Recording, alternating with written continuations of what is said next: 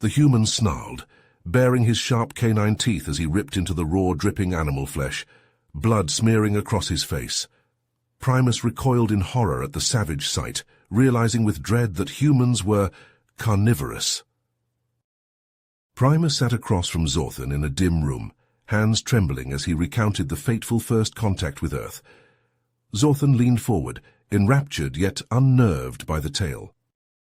When we landed, the human delegation greeted us, led by their military commander Scott Wells, Primus explained, voice quavering. We prepared a grand feast to welcome them, showcasing the finest livestock cuts from across the Voth Empire. Primus took a long drink, steadying himself. As the meal began, Wells asked about the dishes. I proudly declared that he savored the most tender meat, that Voth cuisine was universally acclaimed. The humans stood abruptly, faces twisted in revulsion. Wells demanded if we had any plants or fruits on board. Perplexed, I stated that vegetation was for the lower classes, as we Voth had evolved as apex predators. The humans conferred urgently amongst themselves. Zorthan gripped his seat. What happened next? I fear we have made a grave mistake, Primus whispered. The humans reacted with disgust and anger when they realized we consume flesh. They see us as barbaric, primitive. Wells stormed out, proclaiming that humans could never associate with carnivorous savages. Primus looked up, eyes haunted. If we cannot forge an alliance with Earth, if they spread word of our eating habits, we may face ostracization, even open hostility from the galactic community. We must find a way to change their perception, to prove that we are more than base predators. The future of the Voth rests upon it. So the humans were disgusted by our cuisine, Zorthan interrupted, eyes widening. But why? Surely they must have livestock of their own. Primus shook his head gravely, setting down his drink. That's what I thought at first, but then Wells explained that humans are omnivores, not pure carnivores like us. They're capable of digesting both meat and plants, but they've largely moved away from consuming meat due to ethical concerns about animal welfare. Apparently their society reached a point where they could afford to prioritize the well-being of lesser species over their own base desires. He shuddered, mandibles clicking. But that's not the worst part. Wells proceeded to list off the animals humans used to consume, and Zorthan, they ate everything. Fish, avians, mammals, even other primates closely related to them. We Voth have always consumed only a handful of domesticated species, but humans, they would eat almost anything that moved. Primus leaned forward, voice dropping to a haunted whisper. At one point in their history, the demand for meat was so high, they had massive factory farms where they would breed genetically modified animals to grow so large and so fast that many couldn't even walk under their own weight. Zorthan recoiled in shock, nearly falling out of his chair, but Primus pressed on relentlessly. Wells spoke of culinary subcultures dedicated to finding and devouring the rarest, most exotic meats imaginable. Predators, endangered species, it didn't matter. The more exclusive the meat, the greater the prestige attached to consuming it. He looked up, meeting Zorthan's horrified gaze. I tell you, Zorthan, in that moment I saw the humans in a new light. Where once I had seen peaceful explorers, I now saw the ruthless glint of the ultimate apex predators, not bound by any one ecological niche. They had the power to dominate their entire world, and they did. What did you do? Zorthan asked, looking ill. I had the kitchens prepare a variety of non-meat dishes to the best of our ability, and apologized for the cultural misunderstanding, Primus replied heavily. Thankfully, the tension diffused, and we were able to proceed with the rest of the diplomatic mission, but I tell you I never looked at the humans the same way again. Zorthan leaned forward, his curiosity piqued. What do you mean? What other surprises did the humans have? Primus chuckled darkly. As the negotiations went on, I found myself growing more and more impressed with human ingenuity, their technology, their culture, their sheer adaptability. It was all so far beyond anything I had encountered before. But there was one incident in particular that truly drove home just how formidable they could be. He took a sip of his drink, gathering his thoughts. It was during a break in the talks. Wells and I were walking through the ship's arboretum, discussing the finer points of interstellar trade law. Suddenly, an alarm blared through the speakers. A containment breach in the xenobiology lab. A specimens had escaped and was running amok on the ship. Primus shook his head. I was terrified. These were dangerous, aggressive creatures capable of tearing through metal with their claws. Protocol demanded an immediate lockdown and armed response. But before I could even react, Wells was moving. He grabbed a metal pipe from a nearby maintenance closet and took off down the corridor towards the disturbance. I followed, more out of morbid curiosity than any sense of heroism. When we arrived at the scene, it was chaos. The creature, a massive reptilian beast, had already torn through several bulkheads and was rampaging through the ship's mess hall. Primus's eyes were wide as he recounted the scene. Voth security personnel were frantically trying to corral the beast, firing stun rounds that seemed to have no effect. Crew members were screaming, running for cover, and there, in the middle of it all, was Commander Wells. He didn't hesitate. With a roar that seemed to shake the very bulkheads, he charged the creature, brandishing that metal pipe like a primitive club. The beast turned, snarling, and lunged at him with claws outstretched. But Wells was faster. He sidestepped the attack and brought the pipe down on the creature's skull with a sickening crunch. Zorthan gasped. Primus nodded grimly. The beast staggered, dazed. Wells pressed his advantage, raining down blow after blow, driving the creature back. It lashed out, scoring a hit across his chest, but he barely seemed to notice. With a final, mighty swing, he brought the pipe down on the beast's head, and it collapsed, unmoving. The entire room was silent, staring in awe. Wells stood over the fallen creature, blood dripping from his wounds, chest heaving. Then, slowly, he turned to me and grinned. "Just like old times," he said, before collapsing himself. Primus leaned back in his chair, shaking his head. It was in that moment, Zorthan, that I realized the true depth of human ferocity. Even in a situation where most would panic, where even our trained security personnel were struggling, a human's first instinct was to attack, to dominate. And they had the strength and skill to back it up. He looked up, meeting Zorthan's eyes. I asked him about it later in the infirmary. He laughed despite his injuries, and said that it was nothing, that any human would have done the same. "It's in our blood," he told me. "We're fighters, survivors. It's what's kept us alive through everything the universe has thrown at us." Zorthan leaned in closer, his eyes narrowing. "Something chilled you to the core. What could possibly unnerve you after all you had already seen of the humans?" Primus shuddered, his voice dropping to a hushed whisper. As we were leaving the preserve, Wells turned to me with a strange gleam in his eye. He said there was one more thing he wanted to show me, something that few outsiders had ever witnessed. Primus paused, collecting himself. He led me to a small, nondescript building on the outskirts of the preserve. As we entered, I was hit by a wave of cold air and the acrid smell of chemicals. Inside, the room was lined with rows of large glass tanks, each one filled with a clear, bubbling liquid. Zorthan's brow furrowed. "What were they?" "Cloning vats," Primus said, his voice trembling, "row upon row of them, each one containing the growing form of some fearsome beast." Wells explained that humans had perfected the art of cloning long ago and used it to populate their wildlife preserves. Zorthan's jaw dropped. They were growing their own predators, but why? Primus leaned back, his eyes haunted. It was more than just conservation, Zorthan. Wells told me that humans had a deep-seated fascination with predators, a primal connection that went beyond mere admiration. By cloning these creatures, they were able to study them, to understand them on a genetic level. Zorthan's eyes widened. "Unnatural? What do you mean?" "Hybrids," Primus whispered. "Monstrous amalgamations of different predatory species spliced together on a genetic level. A lion with the scales of a crocodile, a wolf with the fangs of a viper. Nightmarish creatures that defied the laws of nature." He looked up, meeting Zorthan's horrified gaze.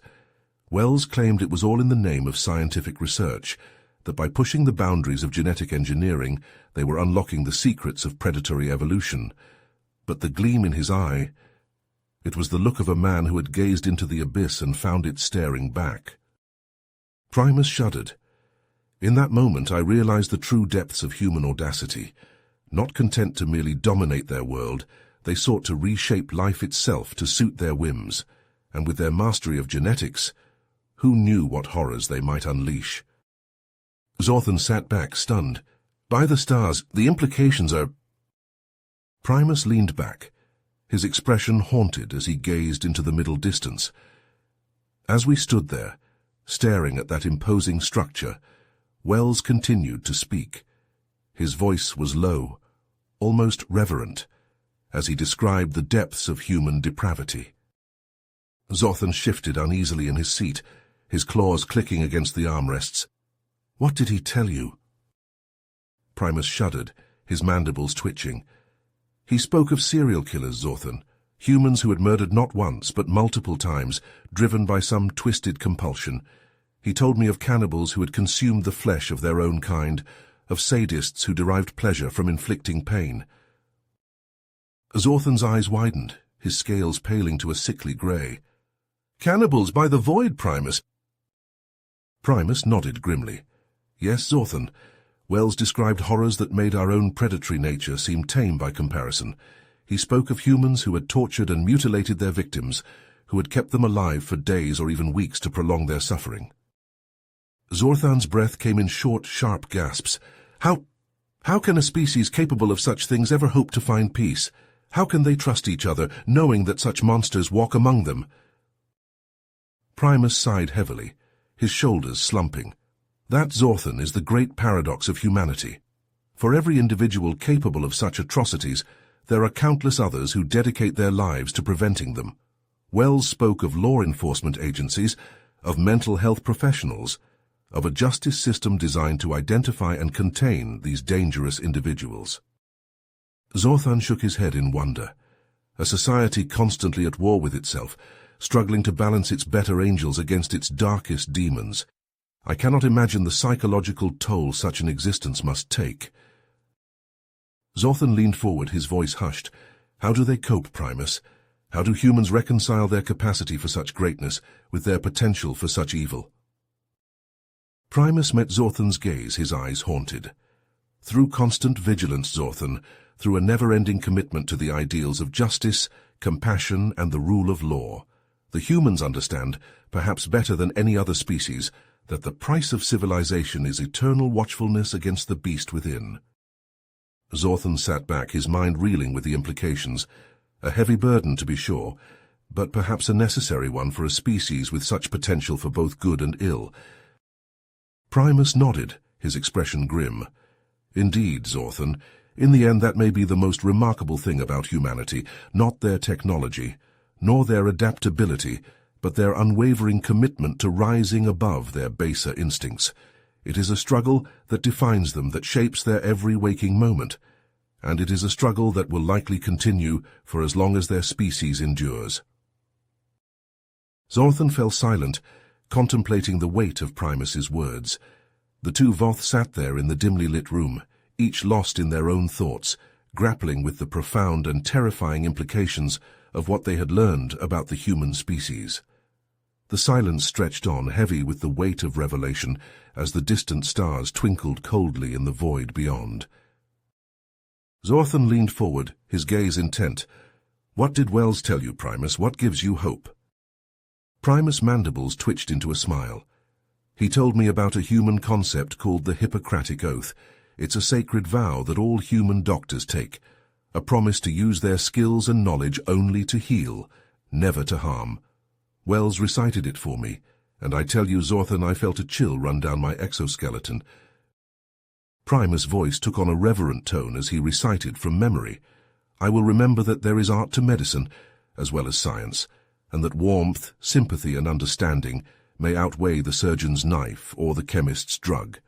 I will not be ashamed to say I know not, nor will I fail to call in my colleagues when the skills of another are needed for a patient's recovery. Most especially must I tread with care in matters of life and death. If it is given me to save a life, all thanks, but it may also be within my power to take a life. This awesome responsibility must be faced with great humbleness and awareness of my own frailty. Zorthan sat back, stunned. That's profound, Primus, a sacred oath to value life above all else. Primus nodded. Indeed, and Wells told me that this oath is not unique to doctors, that all humans, in their own way, strive to live by a code of ethics, a set of moral principles that guide their actions. For some, it is a religious creed, for others a personal philosophy. But the common thread is a belief in the sanctity of life, in the inherent worth of every individual. Primus leaned forward, his expression earnest. Don't you see, Zorthan? This is what sets the humans apart. Not just their intelligence or their technology, but their capacity for moral reasoning, their ability to rise above their base instincts and aspire to something greater. Zorthan nodded slowly. I think I'm beginning to understand. The humans are not perfect, but they are self-aware. They recognize their own potential for darkness and actively choose to strive for the light. Primus smiled. Exactly. And that, I believe, is what makes them worthy allies. Not because they are without flaws, but because they are constantly working to overcome them, because they hold themselves to a higher standard. Zorthan sat in silence for a long moment, absorbing this revelation. When he finally spoke, his voice was thoughtful. You've given me a lot to think about, Primus. I came here today expecting to hear a tale of horror, but instead you've shown me a glimpse of something hopeful. Primus nodded, his expression distant. I felt the same way, Zorthan. When I first encountered human savagery, I was ready to write them off as monsters. But the more I learned, the more I realized how much we have in common. We are all predators at heart, struggling to rise above our nature. The humans have just had longer to work at it. Zorthan stood, extending a clawed hand. Thank you, Primus, for sharing your story and for opening my eyes. I will have much to consider as we move forward with these negotiations. Primus clasped Zorthan's hand, his grip firm. Of course, my friend. And remember, the humans are not perfect, but they are trying. Just like us. Just like all sentient beings. In the end, that is all we can ask of each other. As Zorthan left the room, Primus sat back, his thoughts turning to the future. The road ahead would not be easy for either of their species, but for the first time he allowed himself to feel a glimmer of hope. Hope that... Primus' eyes shone with an intense light as he leaned forward, his voice low and earnest. Wells took me to a human memorial, Zorthan, a place where they honor those who have given their lives in service to their species. Zorthan's brow furrowed. A memorial for warriors fallen in battle. Primus shook his head. No, not warriors, scientists, diplomats, explorers, those who dedicated their lives to expanding human knowledge and building bridges between cultures. He gestured with a clawed hand, as if painting a picture in the air. The memorial was a vast wall stretching as far as the eye could see, and on that wall were names, Zorthan. Thousands upon thousands of names, each one representing a human who had made the ultimate sacrifice for the betterment of their species. Primus nodded. Exactly. And as I stood there reading those names, Wells told me the stories behind them. Stories of humans who had risked everything to cure diseases, to negotiate peace treaties, to reach out to new civilizations. His voice took on a reverent tone. There was one name in particular that stood out to me. Rachel Keller, a human scientist who gave her life to stop a deadly pandemic. She worked tirelessly to develop a vaccine, even as the virus ravaged her own body. In the end, she succeeded, but at the cost of her own life. Zorthan shook his head in wonder. Such selflessness, such dedication to the greater good. Primus leaned back, his expression thoughtful. And that, Zorthan, is why I believe we can trust the humans, because for all their capacity for aggression, they are also capable of extraordinary acts of sacrifice and compassion. He met Zorthan's gaze, his eyes fierce with conviction. The humans have chosen to honor those who build, those who heal, those who unite, and in doing so, they have shown us the best of what they can be. Zorthan nodded slowly, understanding dawning in his eyes. They are a complex species, to be sure, but one with the potential for great good as well as great destruction. Primus smiled, his mandibles twitching. Indeed, and I believe that it is our duty as their newfound allies to help them reach that potential, to stand with them as they continue to grow and evolve. He reached out, placing a clawed hand on Zorthan's shoulder. The road ahead will not be easy, my friend.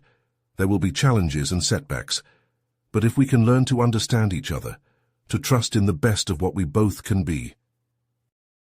Primus trailed off, his gaze distant and filled with hope. Zorthan looked at his friend, seeing the profound change that this encounter with the humans had wrought in him. Where once there had been fear and suspicion, now there was a glimmer of something else, something powerful and transformative. Together, Zorthan said softly, completing Primus's thought. Together we can build a future brighter than either of our species could imagine alone.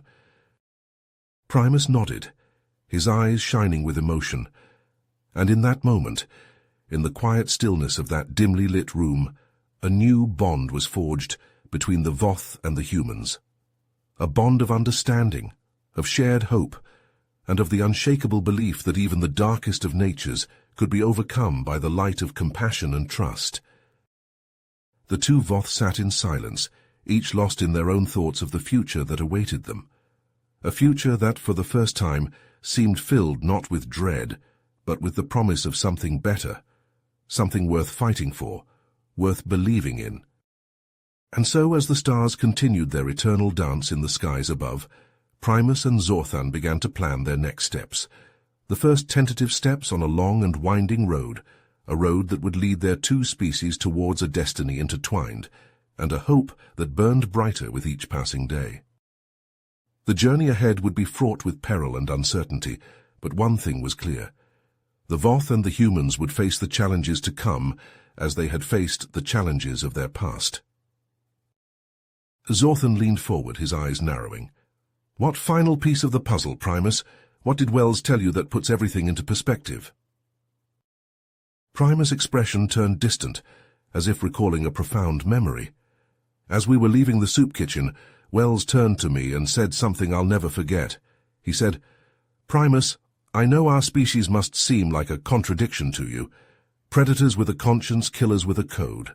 But that's the thing about humans. We're not defined by our base instincts, but by our choices." Primus paused, letting the words hang in the air.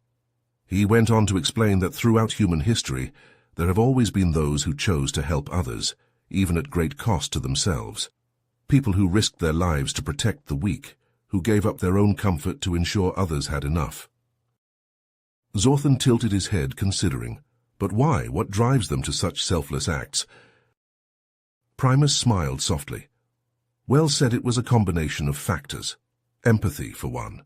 The ability to put oneself in another's shoes, to feel their pain as if it were one's own, but also a sense of moral duty, a belief that helping others is simply the right thing to do. He leaned back, his gaze introspective. Wells told me about human philosophers and religious leaders who had grappled with these questions for centuries. Thinkers who argued that true morality lies in serving others, in sacrificing one's own interests for the greater good. Zorthan's brow furrowed. But doesn't that go against their predatory nature, the survival instinct to put oneself first? Primus nodded. Indeed it does, and that, Wells said, is the eternal human struggle, to rise above their baser selves, to choose compassion over cruelty, selflessness over selfishness. It's a battle they wage every day, in ways both large and small. He met Zorthan's gaze, his expression serious. And that, I think, is what ultimately defines the human species. Not their capacity for violence, but their capacity for kindness, their willingness to fight against their own nature, to be better than their instincts would dictate.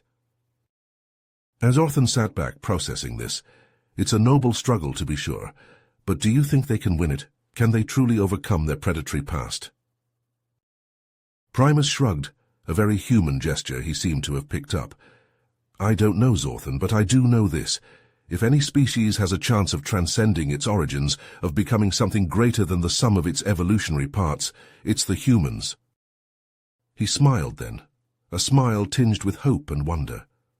And I, for one, am eager to see what they become, to stand with them as they reach for a future brighter than any of us can imagine, A future where predator and prey, human and Voth, can stand together as equals, as friends. Zorthan nodded slowly, a glimmer of understanding in his eyes. It's a beautiful dream, Primus, and after hearing your story, I'm starting to believe it might just be possible. Primus grinned, his mandibles flaring in a very un-Voth-like expression of joy. I'm glad, Zorthan, because I think that dream is what the humans are fighting for, even if they don't always realize it, and it's a dream I'm proud to share with them. The two Voth fell silent then, each lost in their own thoughts of the future, a future that, thanks to the humans, suddenly seemed a little brighter, a little more hopeful. The light in Primus's eyes danced as he leaned back, his claws steepled thoughtfully. Wells spoke of these vegans with a reverence, Zorthan, a respect for the strength of their convictions. He said that many of them face ridicule and ostracization from their own kind for their beliefs, but they hold fast, unwavering in their commitment to non-violence. Primus shrugged, a gesture he seemed to have picked up from his time among the humans. Change is always difficult, Zorthan. The humans who choose the path of veganism are challenging long-held traditions, ways of life that have been ingrained in their species for millennia. It takes a special kind of courage to stand against the tide of one's own culture. Zorthan nodded slowly, his eyes distant. I can only imagine. To have the strength of will to reject the very foods that have sustained your species, to choose a path of peace in a world that glorifies predation, it's humbling, Primus. Primus smiled softly. Indeed it is. And it gives me hope, Zorthan. Hope that if the humans can change, if they can evolve beyond their base instincts, then perhaps we Voth can too. Perhaps we all can. Zorthan met Primus's gaze, his own eyes shining with a newfound respect. You've opened my mind, my friend, shown me possibilities I never dreamed of. The humans, they are truly a remarkable species. Flawed, yes, but also filled with such potential for greatness, for goodness. Primus reached out, clasping Zorthan's forearm in a gesture of camaraderie, and that, Zorthan, is why I believe this alliance is so important, not just for the survival of our species, but for our growth. The humans have much to teach us, just as I hope we have much to teach them. Zorthan returned the clasp, his grip firm and resolute. Then let us learn, Primus. Let us open our hearts and our minds to the lessons of our new friends, and together let us strive to become more than what we are, to reach for a higher purpose and a brighter future. Primus nodded, his expression one of determination and hope. For the Voth, for the humans, and for all the species of the galaxy, let us show that the path of peace, of compassion, is the true way forward, that violence and predation are the ways of the past, and that a new era of understanding and cooperation awaits us all. Zorthan smiled, his own heart swelling with the possibility of what lay ahead. The road would be long and the challenges many, but with the wisdom of the humans to guide them and the strength of their own convictions to sustain them, he knew that anything was possible. The two Voth sat in silence once more, each pondering the profound revelations of their conversation. The future stretched out before them, uncertain yet filled with promise, and they knew that whatever trials lay ahead, they would face them together, united in their vision of a better tomorrow. Primus and Zorthan stared at the flickering view screen, their hearts heavy with the weight of Wells's final message. The bridge around them was a flurry of activity, as the Voth crew rushed to assess the situation, their voices tight with tension. Captain, the human fleet is taking heavy losses, one of the officers reported, his claws tapping frantically at his console. The Zyrax ships are tearing through their defenses like they're made of paper. The captain, a grizzled Voth veteran, clenched his jaw as he watched the carnage unfold. What's the status of the colony? Total destruction, sir, another officer replied grimly. The Zyrax are bombarding the surface with some kind of plasma weaponry. The human structures are melting like wax under the onslaught. Primus turned to the captain, his eyes pleading. We can't just leave them to die. The human, they're our friends, our allies. The captain met Primus' gaze, his expression torn. I understand your feelings, Primus, but you heard what Wells said. The Zyrax, are too powerful. If we intervene now, we'll only be throwing away 4th lives." Zorthan stepped forward, his voice steady. "The captain is right, Primus. As much as it pains me, we have to think of our own people. The humans, they made their choice. They chose to stand and fight, even knowing the odds were against them." Primus slammed his fist against the console, his frustration boiling over. "But that's just it, Zorthan. The humans. They've always been willing to make that choice, to put the needs of others before their own. How can we call ourselves their friends if we're not willing to do the same?" Zorthan placed a hand on Primus's shoulder, his touch gentle. "I know it's hard, Primus, but sometimes the bravest thing we can do is live to fight another day, to carry on the legacy of those we've lost." Primus looked up, meeting Zorthan's gaze. In his friend's eyes he saw the same grief, the same pain that he himself was feeling. But he also saw something else, a glimmer of hope, of determination. "You're right," Primus said softly. "We can't let their sacrifice be in vain. We have to take what they've taught us and use it to build a better future, for both our species." The captain nodded, his expression grim. "Then let's not waste any more time. Set a course for Voth Prime, maximum speed. We have a lot of work ahead of us." As the Voth ship pulled away from the embattled human colony, Primus and Zorthan stood side by side, watching as the flames of war consumed the once vibrant world. The sight was seared into their memories, a painful reminder of the price of compassion in a universe that often seemed to value only strength. But even as they grieved, the two Voth knew that they could not let despair consume them. For in the end, the true legacy of humanity would not be measured in the battles they had fought, but in the hearts and minds they had touched. You have reached the end of the story. If you enjoyed this story and want to support us, please leave a like and subscribe to our channel, and for every comment that says 88, I will heart every single one of them. Thank you for your time.